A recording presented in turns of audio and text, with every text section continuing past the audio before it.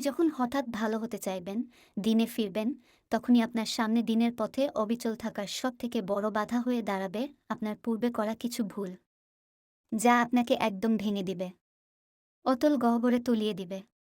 অথচ আপনি যখন পাপে ডুবেছিলেন, গুনাহের সাগরে ভেসে বেরিয়েছেন, তখন কিন্তু কেউ এক টুকরো নছিহা দেয়নি, ভালো হতে সাহায্য করেনি।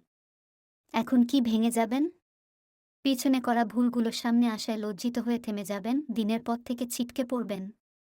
একদমই না। এটা মানুষের কোনো দোষ না। যে আপনার পাপগুলো সামনে আনছেন তা কোনো ভুল না। বরং আপনার দিনের পথে অবিচল থাকার এটাও একটা বড় মাধ্যম। আপনি যদি দিনে না ফিরতেন, ভুলগুলো আর না করার জন্য প্রতিজ্ঞাবদ্ধ না হতেন, তাহলে একবার ভেবে দেখুন তো, এই পাপগুলো যদি ময়দানে মহাহাসরে আল্লাহ তায়ালা সবার সামনে উন্মুক্ত করতেন, তাহলে লজ্জিত হতেন কতটা। ভুল থেকে ভুল নয়, শুধরে যাওয়ার সূচনা। ভুল থেকে সামনে বাড়ার, হয়ে উঠুক শক্তি প্রেরণা। আল্লাহ তায়ালা সবাইকে সঠিক পথে চলার তৌফিক দান করুন।